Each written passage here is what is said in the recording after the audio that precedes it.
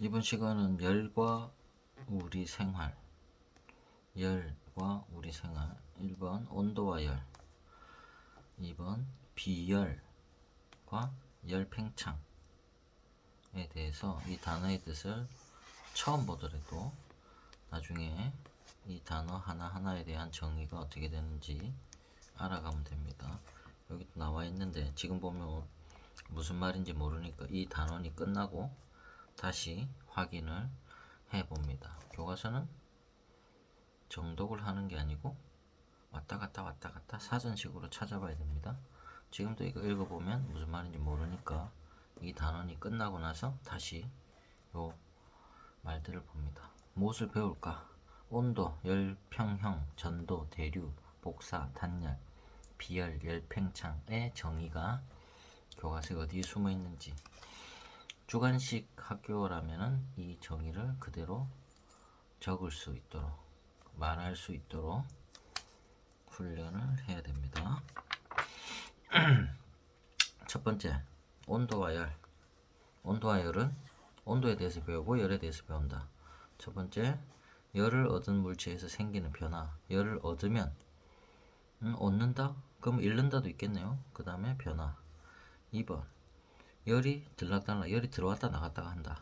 들어왔다 나갔다가 하는 방법이 전도, 대류, 복사, 이 세 가지 방법이 있고, 뭐 단열은 들락달락은 못하게 하는 거다. 이거는 이 내용을 알아야지 이해할 수 있는 건데, 처음에 읽을 때는 이런 단어들이 있구나, 이게 무슨 의미가 있지, 무슨 의미가 있을 거야 라는 그냥 예상, 상상만 하고 교과서에 들어갑니다.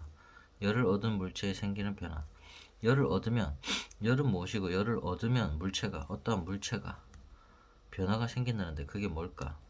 온도인가? 온도에 따른 입자의 운동인가? 열 평형인가? 이게 다 무슨 말인지, 정의가 뭔지, 어떤 개념인지, 그 다음에 정확한 워드가 어떤 건지 한번 알아봐 봅시다. 우주복 이야기가 나오는데요. 우주복 이야기가 나오면 수백 도시 온도의 우주복이다. 그럼 이걸 읽고, 여기까지 읽었어요.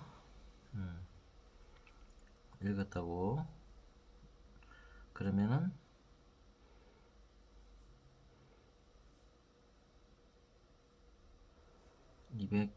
262페이지니까 제일 마지막에 해야 되겠네. 요거는 1 보고 1을 보고 2를 보고 다 보고 난 뒤에 와서 요거를 보도록 합시다. 263페이지에 1, 열을 얻은 물체에 생기는 변화. 이걸 보면 요 내용도 언제 읽느냐, 요 단원을 다 보고 난 뒤에 해답을 찾으면 되겠죠. 요것도 마찬가지고.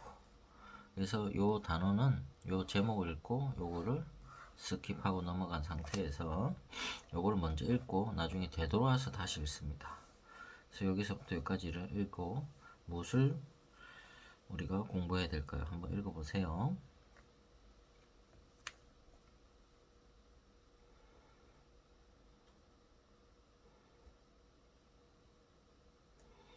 여기서 여기까지는 초등학교 내용 복습이죠.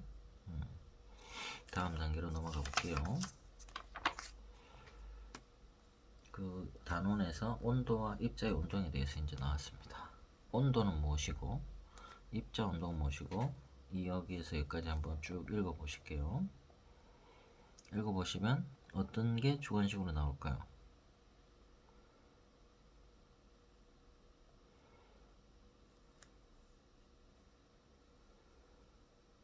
처음에 온도. 질문, 온도란 어디에 있습니까?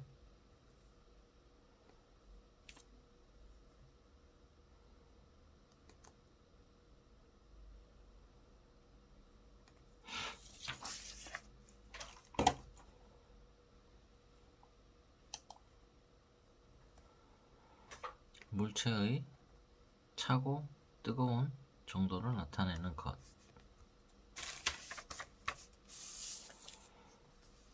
과 동시에 그 물체를 이루는 입자 운동의 활발한 정도를 나타낸다 라고 나와있죠. 이렇게 글로 적어봐야 됩니다. 자, 264페이지에 온도란 했을 때 온도가 뭔지 글로 적어서 두 가지가 있죠. 물질 차고 뜨거운 정도를 나타내는 것이다. 이거 하나만 쓰면 반점. 그 다음에 그 물체를 이루는 입자 운동이 활발한 정도를 나타낸다. 입자 운동의 활발한 정도. 정확한 워딩이죠. 입자 운동이 들어가야 되고 활발한 정도라는 단어가 들어가야 돼요. 물체 이런 거는 좀 빠져도 되는데. 그래서 온도란 요 문장에서 우리가 할 수 있는 건 온도죠. 그 다음 두 번째, 모든 물질은 그 물질이 고유한 성질을 갖는 작은 입자로 되어 있다. 물질을 가열하면 어떻게 되는지 물질의 상태에 따른 설명을 하세요. 어디에 나와 있나요? 고체의 입자 운동은 온도가 상승하며 입자 운동이 활발해진다.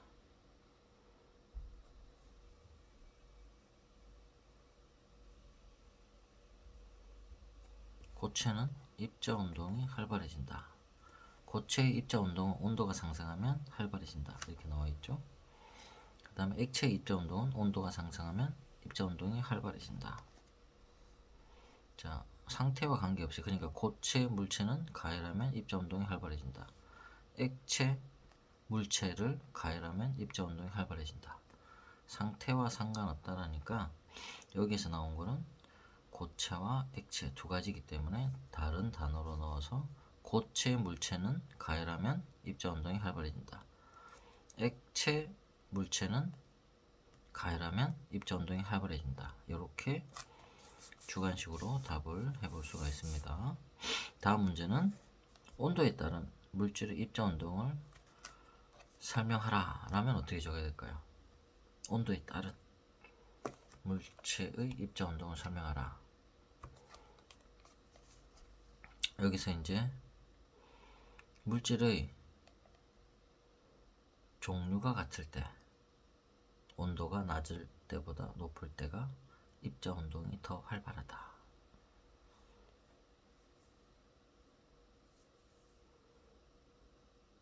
어디 있나요? 여기 있죠. 물질의 종류가 같을 때, 종류가 같아야 됩니다. 같은 종류, 스테인레스면 스테인레스, 물이면 물, 물질의 종류가 같을 때 온도가 낮을 때보다 높을 때의 입자 운동이 더 활발하다. 이게 질문이죠. 온도에 따른 물질의 입자 운동은 무엇인가? 온도에 따른 물질의 입자 운동을 설명하라 라고 질문을 하면 답은 이렇게 워딩을 적어야 됩니다. 자, 이 워딩에서 온도가 낮을 때보다 높을 때가 입자 운동이 더 활발하다. 입자 운동에 단어가 들어가야 되고 온도가 들어가야 되고, 온도에 따른이니까 온도에 따른, 낮을 때 높을 때는 다른 말로도 되죠.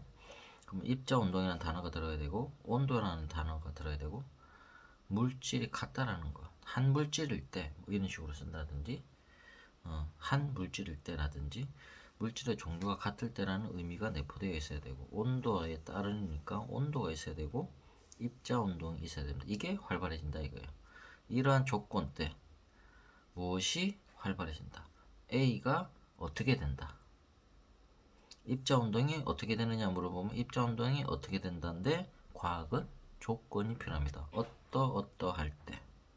그래서 이럴 때 물질의 종류가 같을고 온도가 달라질 때, 낮은 데서 높은 데로 올라갈 때 활발하다. 이렇게 워딩을 해야지 여기에 따른 점수를 다 잃지 않고 가져갈 수 있습니다. 다음 문제는 물질의 종류가 다를 때 온도에 따른 입자 운동을 설명하라.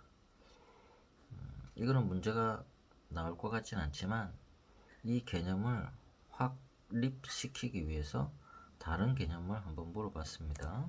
물질의 종류가 다를 때 온도, 다른 입자 운동을 설명하라는 이 교과서에 나와 있지 않지만 물질의 종류가 다르면 입자 운동이 어느 게 더 활발한지 온도에 따라서 다르다 이거예요. 그거를 단정할 수가 없답니다. 물론 같은 종류일 때는 낮을 때보다 높을 때가 입자 운동이 활발하지만 다른 종류일 때는 꼭 그렇지 않아요. 마이너스 2도씨의 얼음 입자 운동이 마이너스 20도씨의 질소 기체 입자 운동보다 더 어느 게 더 활발한지 경우에 따라 다르죠. 온도가 높다고 해서 무조건 더 활발하지는 않을 것이다 라고 그런 예를 들은 거예요. 그렇기 때문에 이게 같은 종류가 있을 때라는 단어가 꼭 들어가야 됩니다. 266페이지로 넘어가면 265페이지 실험은 온도가 다른 두 물체가 만나면 어떻게 되느냐. 요 문제도 나중에 나옵니다. 요 뒤에서 한번 살펴볼게요. 273페이지 나오는 문제인데, 온도가 다른 두 물체가 접촉했을 때 온도 변화를 그래프로 나타낼 수 있는가? 라는 질문이 나옵니다. 그러면 주관식에서는 그거를 글로 아니면 그래프를 그려놓고 설명을 해야 됩니다. 주관식 문제이기 때문에 온도가 A라는 물질이 있고 B라는 물질이 있을 때 두 개가 만나면 시간이 지남에 따라서 A의 온도가 더 높았던 A는 내려가고 온도가 더 낮았던 B는 올라가서 서로 열평행에 이루더라 라는 워딩을 그대로 적어야 되고, 그래프도 그렇게 그려야 됩니다. 어떤 그래프인지 알겠시겠죠? 이렇게 온도가 다른 두 물체 만났을 때, 접촉했을 때 이죠. 이것도 접촉한 거고. 266페이지로 가보면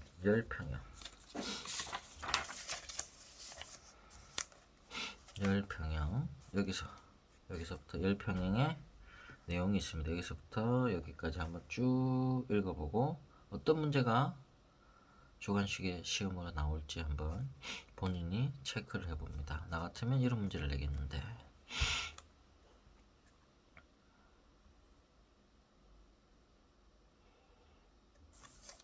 그래서 아빠가 뽑은 문제는 열이란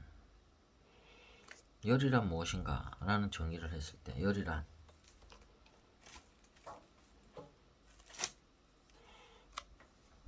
정의가 어디 있습니까? 여기 있네요.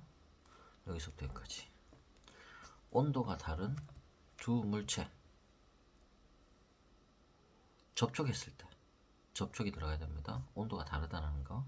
온도가 높은 물체에서 온도가 낮은 물체로 이동하는 어떤 에너지가 있는데 그것을 열이라고 합니다.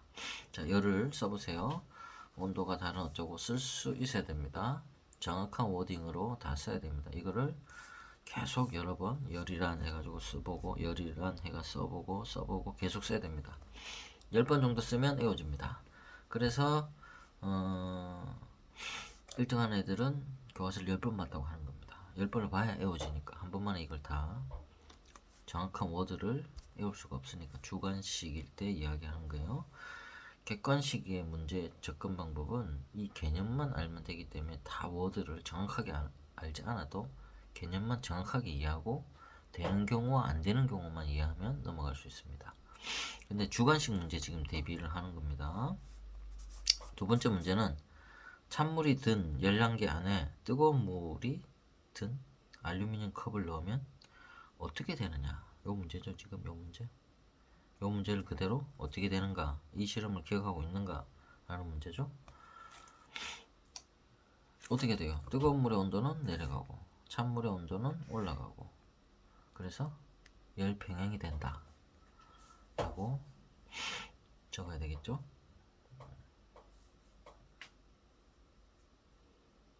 여기 있습니다. 답은 찬물이 든 열량계 안에 뜨거운 물이 알루미늄 컵을 넣으면 어떻게 되느냐 라고 질문했죠. 뜨거운 물의 온도는 내려가고 찬물의 온도는 올라간다. 그래서 두 물체의 온도가 더는 변하지 않고 일정해진다. 여기까지입니다. 그죠? 두 물체의 온도가 더 변하지 않는 상태로 일정해진다. 더 쓰면은 높은 온도는 입자 운동이 느려지고 낮은 온도의 물체는 입자 운동이 빨라지는 거죠. 그래서 이걸 다시 한번 더 물으면 열평행이란 뭐냐 라고 물었을 때 정확하게 또 주관식으로 이야기를 해야 됩니다. 과학의 정의는 조건입니다. 조건이 붙어야 돼요. 열평행이 열이 나오고 평행하다는 건데 개념은 알겠는데 어떠할 때입니다. 어떠할 때? 언제? 온도가 다른 두 물체가 접촉했을 때, 온도가 높은 물체에서 낮은 물체로 이동하는 이동하는데 온도가 높은 물체는 열을 잃어서 운동이 느려지고 온도가 낮은 물체는 열을 얻어서 입자 운동이 빨라진다. 그러다가 어느 정도 시간이 지나면 물체의 온도가 더 변하지 않는 상태로 일정해지는데 이것을 열평형이라고 합니다. 조건과 스토리가 어떻게 돼요? 조건, 온도가 더 다른 물체 접촉했을 때 이렇게 되는데 이 되는 현상을 분석해 보니까 높은 물체는 이렇게 변하고 낮은 물체는 이렇게 변하더라. 그래서 결국에는 요렇게 되더라. 그걸 열평형이라 한다. 이러할 때에 상태가 A에서 상태가 B로 뭐가 이동하는데 상태 A는 어떻게 변하고 상태 B는 어떻게 변해서 결국 이 두 물체가 어떻게 되더라. 이거를 열평형이라 한다. 이런 과학의 스토리로 정의를 다 적을 수 있어야 됩니다. 열평형이란 뭐냐? 열평형은 이 단원에서 처음 나온 단어이기 때문에 정의 5가지를 외워야 됩니다. 주관식 문제라면. 객관식 문제는 그냥 이렇게 정리를 하고 넘어가면 이해가 되겠습니다. 근데 주관식 문제는 이거 10번을 외워야 됩니다. 열평형이란 A4지에 1번 5가지죠. 요로 해서 두 상태의 물체가 뭐 만났다. 근데 A에서 B로 어떻게 뭐가 됐다. 그 다음에 A는 어떻게 되었고 B는 어떻게 되어서 결국 A, B가 같이 뭐가 되었다. 그거를 열평형이라 한다. 이거를 워드를 직접 연습장을 놓고 계속 써보면 10번 이내에 외워집니다. 한 두세 번 하면 외워지고 두세 번만에 외워졌으면 다음에 복습할 때 또 다시 적어보면 또 잊어버리면 다시 또 외우고 그 방법을 10번 이상 하실 수 있게 됩니다. 지금은 한 두세 번 만에 워드를 하면 적어질 거고 이 그림으로 개념을 이해를 한 겁니다. 그래서 우리가 열이란 무엇인가가 그 다음에 찬물이든 열량계 안에 뜨거운 물이든 알루미늄 컵을 넣으면 어떻게 되는지 요거랑 비슷해집니다.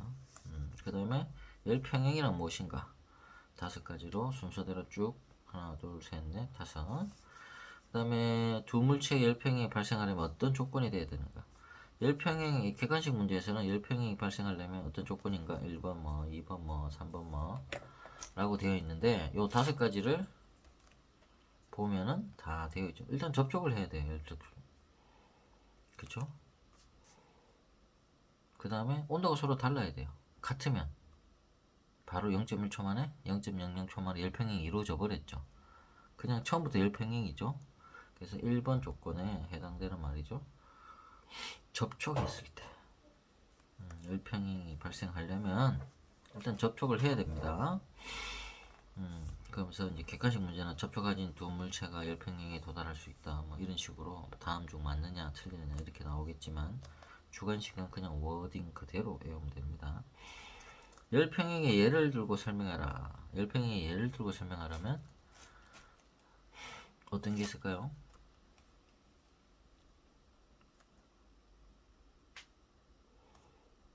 이쪽에 있죠.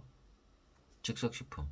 뜨거운 물에 넣으면 음식물은 열을 얻고 에너지를 얻고 온도가 같아질 때까지 올라간다. 열평형이 된다. 그 다음에 미지근한 음료수.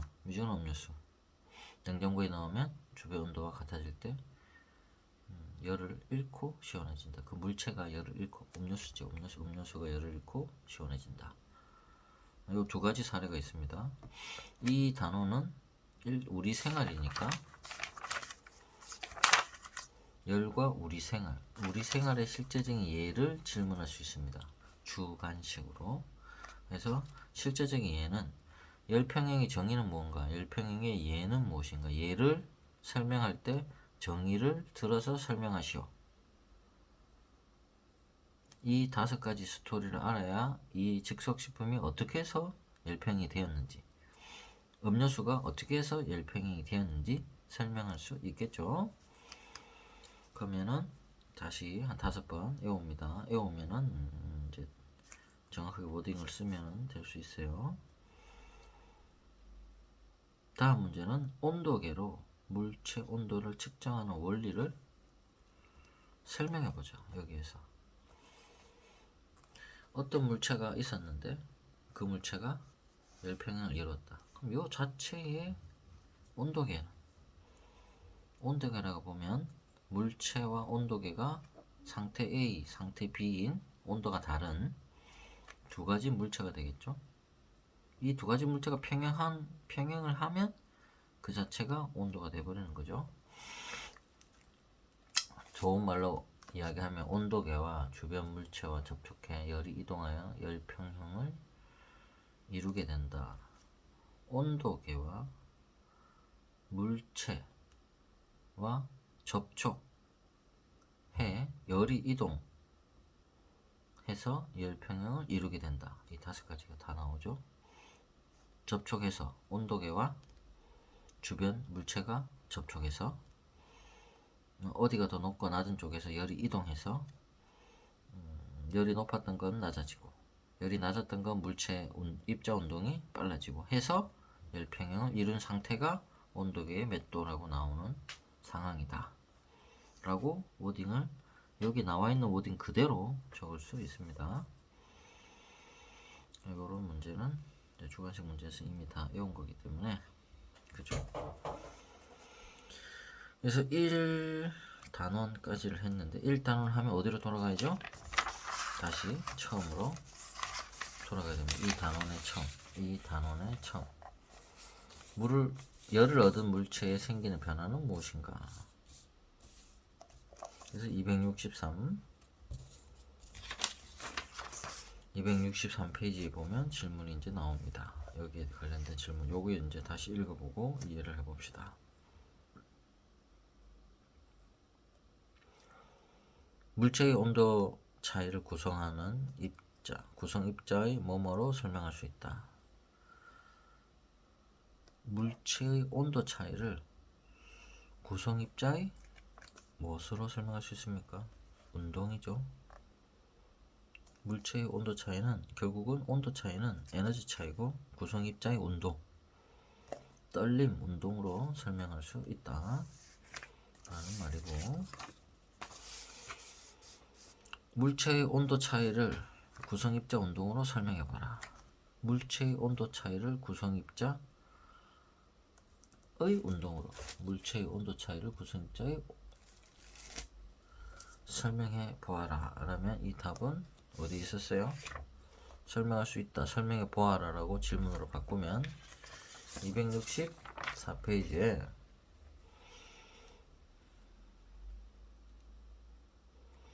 여기 있죠. 문제가 물체의 온도 차이를 구성 입자의 운동으로 설명해 보아라. 물체의 온도 차이를 구성 입자의 운동으로 설명해 보아라. 물체를 이루는 입자 운동의 활발한 정도를 나타낸다고 했으니까 그 물체를 이루는 입자 운동의 활발한 정도 차이라고 워딩을 하면 더 낫겠죠. 그 물체를 이루는 입자 운동의 활발한 정도 차이가 뭐예요? 정도 차이가 온도 차이입니다. 물체의 온도 차이니까 정도 차이를 설명한 거죠. 그렇게 설명하면 워딩을 하면 됩니다. 자, 그러면 다음 문제. 온도가 다른 두 물체가 섞이거나 접촉하게 되면 어떻게 되나요? 다음 문제. 온도가 다른 두 물체가 섞이거나 접촉하면 열평형에 도달하죠. 열평형에 도달하는 과정을 시간 온도 그래프로 나타내봐. 시간 온도 그래프가 뭐였지? 시간 온도 그래프 여기 있죠? 시간 온도 X축, Y축. X축 먼저 이야기했죠. 시간 온도. 시간에 따른 온도 분포. 시간에 따른 온도 분포는 이래가지고 이렇게 되는 그래프가 뒤에 나와요. 이제 시간 여기 있죠? 시간에 따른 온도 그래프가 요렇게 됩니다.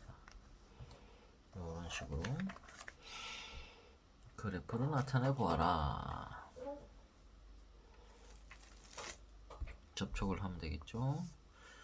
그 다음에 요거는 다음 단원이네요. 그러면 여기 있는 거 여기 있는 거 여기 있는 거 전부 다 했습니다. 그러면 여기까지 다 했으면 다시 처음부터 요런 연습장에다가 A4지에다가 자기가 글로 적으면 됩니다. 이거는 우리 보여주기 위해서 제가 워딩을 따로 한 거고요.